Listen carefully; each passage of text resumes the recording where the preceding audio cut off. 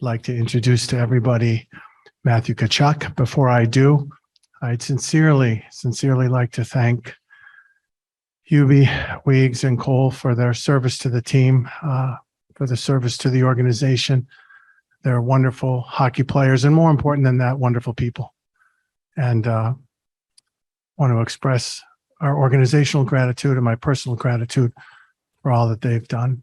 And without further ado, Matthew Tkachuk. Hi guys, how are you? This is the most media whoever said there's not a lot of media down in Florida is lying to me. So it's great to get to know you guys. I'm sure we've seen a lot of you guys down the next bunch of years, so I appreciate it. Matt Jameson, FloridaPanthers.com. I know we just talked, but just being here now, press conference in front of the backdrop, logo on your shirt right there. Just how does it feel? Just day one as a Panther. Very surreal. It hasn't fully sunk in yet, if I'm being honest with you. It's been a lot of running around the last few days, but it's unbelievable. It's unbelievable waking up here. You just get that little bit more excitement knowing where you are. Talking with Bill, talking with all the players. It seems like a very close group here and a very solid group that's close to winning. And that was the most attractive part for me. So I'm excited to be here. I'm really, getting to know the guys a little bit more just over text. Met a few of them today. Met some of the trainers, equipment guys. So I'm getting more comfortable. So I'm sure it's just going to get that much better. And just one for Bill as well. Bill, obviously we know how great Matthew is in his own right as a player, but just what does a move like this do for just the entire state of the franchise? You obviously get a little younger, some more flexibility, but when you look at the window you guys have, just what does this do to that window? Yeah, for sure. It Matthew allows us to keep that core. Now we have a 24-year-old fit right in there with Sasha, Anton Cummings, Spence, and it allows us just to keep a younger core of high-end players together, hopefully to grow together, to win together, and it's exciting. Matthew, can you walk us through just how everything went down? Obviously, we know you were in New Jersey on Friday with your brother and your family, and then you're back in St. Louis, and now you're here. But how quickly did you hear, oh, Florida? I got a call from my uncle, who's the best agent in the world, and he called me Friday in the afternoon. Said, give me a call. Well, first of all, he told me throughout that day, he's like, keep your phone on you. I'm like, yeah, absolutely. So I went to the beach and I obviously left my phone at home. And then did a few other things, and I got a bunch of missed calls. Well, from what I heard, because I didn't have it. So somebody grabbed me, said, call your uncle. I called him. He said, we might have something done with Florida. I was the happiest person ever. He said, don't tell anybody. I went to my parents' hotel room, told them, and then just had a few, just think about everything, logistics, everything. I'm like, we can't say anything. Don't want to jinx it. And then in the middle of dinner, I got called saying, we need you to sign something. They sent me the contract. I signed it. I sent it back. They go, well, now you need somebody to sign it as a witness. So I'm like, who in my family would I want to sign it? Obviously my mom, who's here today. I think my dad was a little pissed off about that. So she signed it. I went back in with the biggest smile ever. Everybody knew something happened. And then that's where I told everyone. So it was a crazy 3-4 hours. And looking at, I mean, you've obviously only been here a couple of times, but how much have you talked to Bennett and to Lomberg? I'm sure guys that you're friends with from your Calgary days about this organization, about playing here, yada, yada. Yeah, especially in the last couple of days, I've talked to them a lot more about it. The amount of former players that have played here and just people in the organization. Obviously talking with Bill a few times, but so many people reached out, and it's so helpful, and it shows that they all care. They want me to feel comfortable. I haven't heard a bad thing about this place, so it's just such an exciting time for me, if I'm being honest. And Bill, Matthew said, I think it was the Sportsnet, that Florida pushed like hell to get this trade done. Was this a deal where you felt like this is an opportunity, we got to go for it, just whatever it takes kind of thing? Yeah, for sure. Yeah, is it working? Yeah.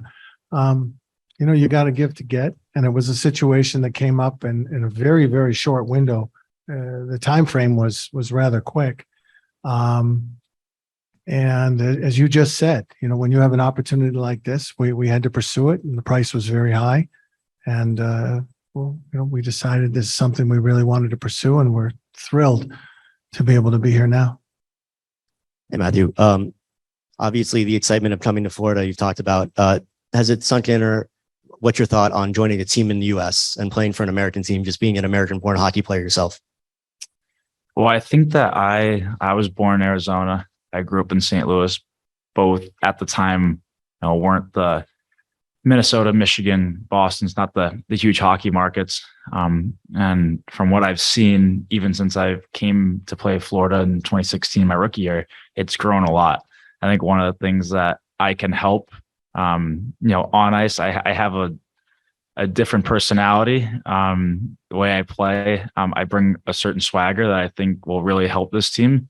And off ice, I have the same personality. So I think that I'm excited for the chance to get to grow the game down here. And I hope that, in a few years, nobody on the team can walk outside without somebody saying something to them, kind of like how it is in some of the other places around the league. And I think that winning definitely helps that. So we'll take care of it on the ice, and I'm sure it's going to attract the next wave of Florida hockey players. And that's a really big goal of mine as well. And Bill, for you, you've only been here for 2 years, as Hubie had been here for almost a decade, right? How hard is it to kind of separate yourself from the attachment of growing close to a player and knowing how close a fan base has been to a player when you have an opportunity to make a move like this? Yeah, it's hard. It's not something that you take lightly at all, on several different levels, right? Professional, personal, organizational, hockey-wise. And those are hard decisions. Those are really hard decisions that you get paid to make. And in situations like this, when you have a player, he's been described as a unicorn. Don't take that too seriously. But when you have a young player who's entering his prime and continuing to get better and improve, and you can expect more and more, and add them to a group of already evolving, young, exciting players, it's just a decision we made to really pursue it and pursue it aggressively. Matthew, hey, welcome. Tim Reynolds of the Associated Press. A question for each of you, but I'll start with you. The history books will say that the Panthers and Flames executed a trade, but you obviously had a very big say in this because you could have chosen where you were going to sign. You had a lot of options. Was there one specific thing about Florida that elevated them maybe higher on your list than some people on the outside would believe was possible? To be honest, when I made my little list of team, yes, they were on the top of the list. But when I made the list, first and foremost, it was winning. It was not just winning now, but it was winning in the future. If I keep hearing about, the past, I'm going to lose my mind, because I think that this team, I know some of the players are unhappy with the way things have gone the last few years too. And I wasn't a part of it, but I don't want to keep hearing that. I want to worry about the future here. And like we were just talking about, the team, all the guys are from my age to 28, 29. They're the majority of us are. So that was first and foremost a very attractive part for me, is the win now mode and the win in the future. Number two is lifestyle. I know I'm 24 and I had 6 unbelievable years in Calgary, and it was the best place for me to be at that time. But looking ahead, I signed for 8 years, but in my mind, I'm here for 8+. So however many that'll be, I want to be here for the rest of my career. And number 3, I think they have, and a bunch of elite players that I can play with and be surrounded by. I know that they have a top 3 player in the NHL, and that's a fact. Unbelievable talent, and a lot of guys that have just continued to get better, like we just talked about, with lots of young guys, but a lot of experienced guys as well.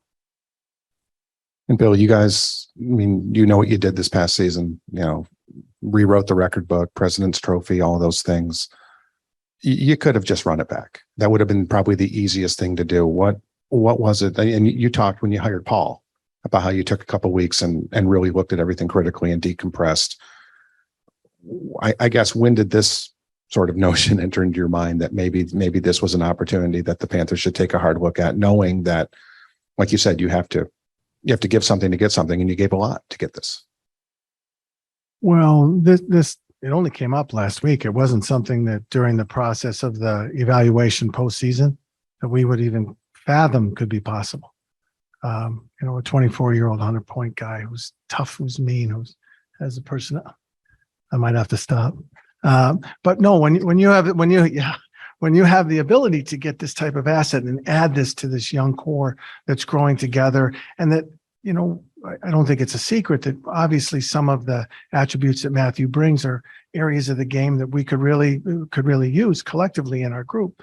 So when that materialized as a reality, then rather quickly we had to decide rather quickly that this was something to pursue.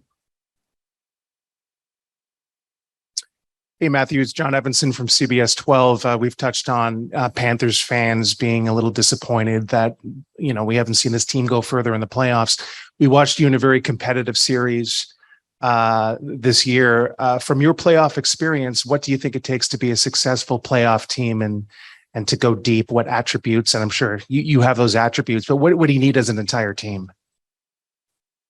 Well, I think that, I personally haven't been on many teams that have had any teams that we haven't had playoff success. So I think that I have that bitter taste in my mouth, just like teams had the past few years. So I think that's like a really good thing it's a part of the fit too. Like I want to win and I have that hunger to win, and I know everybody else in there does. I think it takes, first and foremost, you have to have a great regular season. Half the teams get eliminated. So you have to take care of that. I know maybe the mindset can be, we got to change the ocean in playoffs. Well, we got to get there, and it's not easy. So we got to get there. And hopefully once we get there, you just take each series as it comes. You can't look ahead. You take care of your team, take care of the team you're playing against. You play hard, you play in their face. You have great goaltending. We have all the tools here. We have all the players, got a great coach. Unbelievable owner from what I've heard. He treats everybody unreal and spend the cap. I mean, there's no excuse why this can't work. So, and just want to, I want to be here. Like this wasn't me just getting traded and me having no say. Like I chose this. I really want this to work, and I'm just excited for the possibility of winning here in South Florida. Hey, Bill, could you walk us through your view of how this trade came down when we first realized that Matthew was available, and we heard from Matthew's side. Let's hear it from your side now. I think it was Wednesday. I got a call from Matthew's agent, Craig Oster, and I reached out to Calgary right away. And at first, I didn't really think it was true. Kind of, come on. And spoke to Brad, and we had a series of discussions. At one point, we spoke.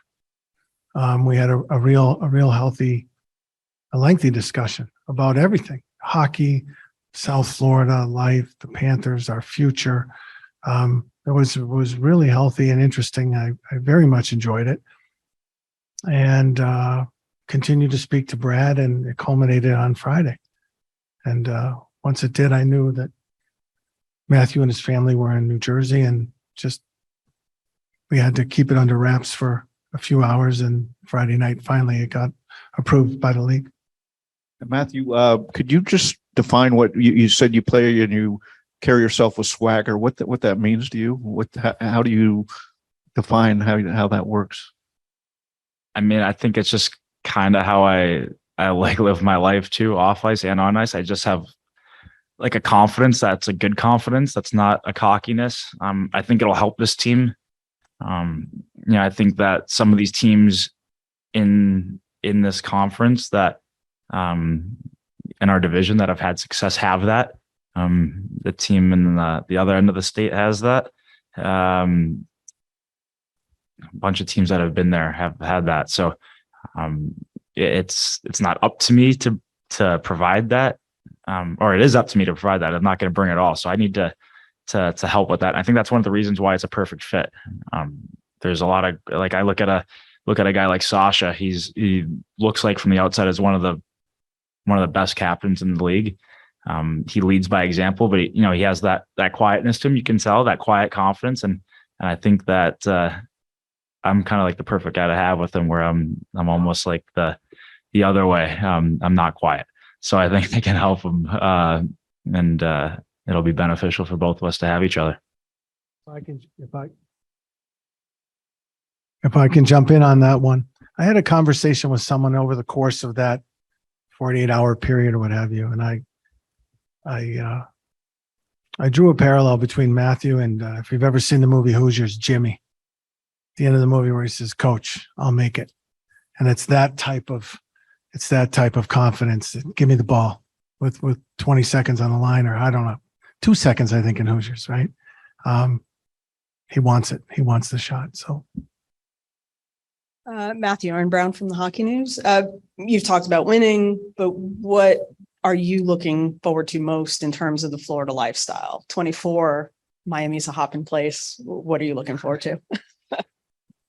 You're saying just lifestyle? Just, yeah, we know the winning is there. We know Yeah. that's the goal, but what do you think you're going to enjoy most coming from winter to South Florida? It's probably what's on my feet right now, flip-flops.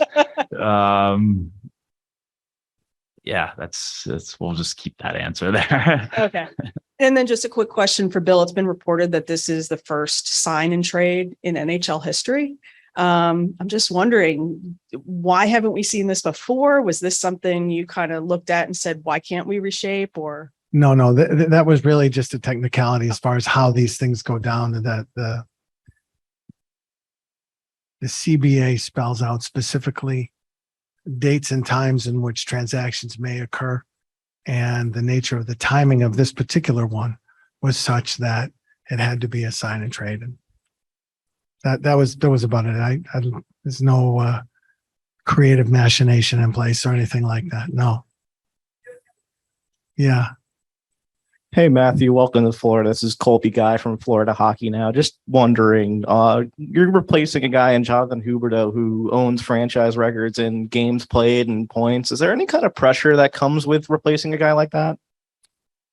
No, I don't feel it. I'm a different type of player. I know that another guy that was traded in that was Uyghur, who's an unbelievable player as well.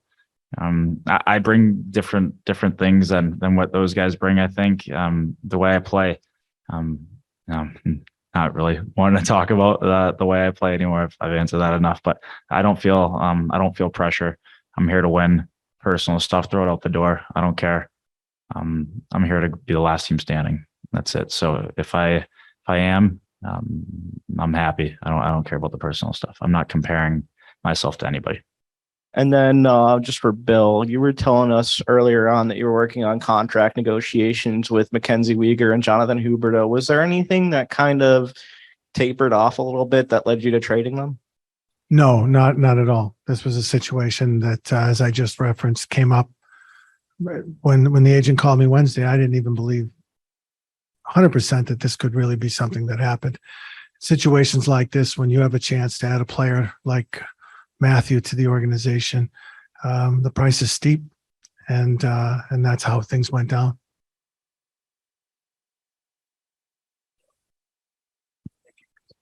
I just wanted to absolutely. You had a big rivalry with Edmonton, and you've called them the team up north, like the Ohio State people do. And now you got the team on the other side. How excited are you to get into a Battle of Alberta type thing with the Lightning? Yeah, I said it earlier. I hate Edmonton, but I hate Tampa more now. So I'm excited for those games. They're the team to beat right now. They've had the most success.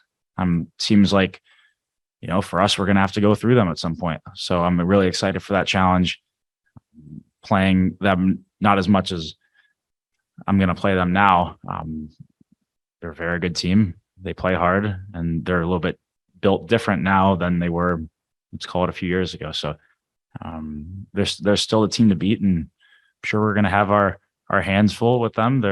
They've had the most success, and they know what it takes to win, and we're going to learn that.